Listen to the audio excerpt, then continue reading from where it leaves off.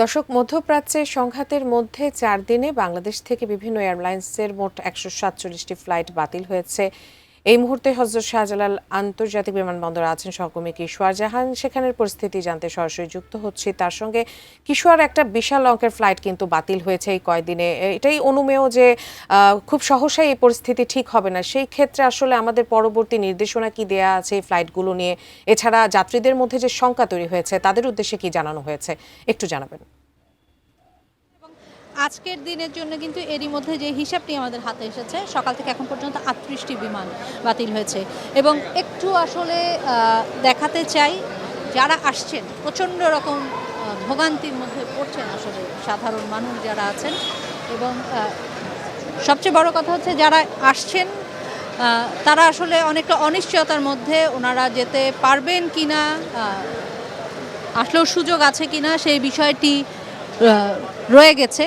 এবং বিমান কর্তৃপক্ষ থেকে ওনাদেরকে যেই জানানো বা সময়ের পরবর্তী পদক্ষেপ কী হবে সেটি বলার যে বিষয়টি ছিল, সেটি কিন্তু আসলে অনেকটুকুই বলতে হবে ঘাটতি আছে।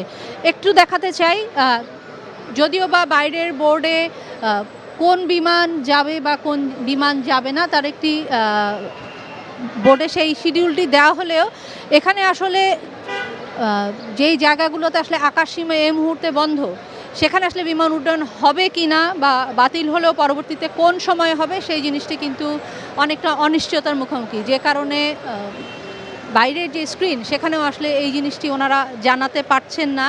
এবং সকাল থেকে এখন পর্যন্ত উজমা আমরা যেটা দেখেছি, ঠিক বোর্ডের নিচে নানা এয়ারলাইন্স, বলতে হবে কাতার থেকে শুরু করে এয়ার আরাবিয়া, কুয়েত, ওনারা কিন্তু আসলে কোন ফ্লাইটটি বাতিল হচ্ছে এবং কোথায় যোগাযোগ করবেন সেরকম একটি তথ্য কিন্তু ওনারা সেই স্ক্রিনের নিচে ছাটিয়ে দিয়ে যাচ্ছেন। এবং একটু পরপরই আসলে যাত্রীদের জন্য জরুরি বিজ্ঞপ্তি এই নামে এসে ওনারা সেই তথ্যগুলো আসলে এখানে সেটে দিয়ে যাচ্ছেন। তবে যাত্রীদের অভিযোগ যেটি, ওনারা যেহেতু জানেন একটি যুদ্ধ পরিস্থিতি এবং অনেকটা অনিশ্চয়তা রয়েছে, সেই কারণে কিন্তু অনেক যাত্রী বিকেলে ফ্লাইট হলেও ওনারা কিন্তু সকাল থেকে এই এয়ারপোর্টে এসে অবস্থান করছেন।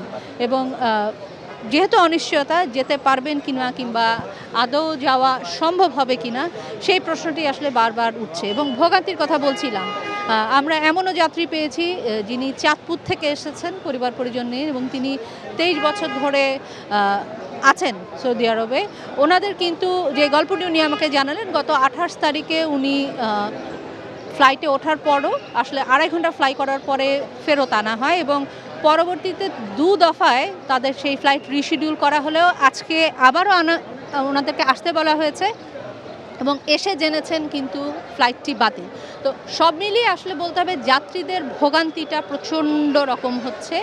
এবং কর্তৃপক্ষের এই ক্ষেত্রে একটি অভিযোগ ওনারা বারবার করছেন, কর্তৃপক্ষের গাফিলতি শব্দটি যদি বলতে হয় তাহলে সেক্ষেত্রে বলতে হবে যে কর্তৃপক্ষ থেকে ওনারা আসলে পরবর্তী পদক্ষেপ কী হবে কিংবা ওনারা কি করবেন তার কোনো সুস্পষ্ট ধারণা ওনারা পাচ্ছেন না। এবং বারবার এই ভোগান্তিটা যেন না হয় সেই আর্জিটুকু ওনারা আসলে বারবার করছেন। যেহেতু একটি বিশেষ পরিস্থিতি, তাই বিশেষ পরিস্থিতি মাথায় রেখে এই সময় আসলে সৌদি আরবে যারা কাজ করেন, যারা ফ্রি ভিসায় কাজ করেন, তাদের একটি বড় অংশ কিন্তু এই ভিসা জটিলতার কারণে আটকে যেতে পারেন। সেহেতু কর্তৃপক্ষ কাছে যেমন এই জিনিসটা ওনারা আবেদন করছেন বারবার, যাওয়ার বিষয়টি ওনাদেরকে আসলে খোলাসা করবার জন্য, এবং একই সঙ্গে যেহেতু ভিসার নানা ধরনের জটিলতা আছে, সরকার যেন সেই বিষয়টি দেখে সেই আর্জিটুকুও কিন্তু ওনারা বারবার রাখছেন। তো এখন পর্যন্ত আসলে সব মিলিয়ে গত 28 তারিখ থেকে এখন পর্যন্ত 147টার মতো বিমান বাতিল হলো এবং আজকের দিনে এখন পর্যন্ত দুপুর গড়ায়নি, তবে 38টি এখন পর্যন্ত বাতিল হয়েছে। পরবর্তী আসলে সংখ্যাটা কত দাঁড়াবে সেটি কর্তৃপক্ষ জানালে আমরা আরও বিস্তারিত আপনাদের জানাতে পারবো। উজমা।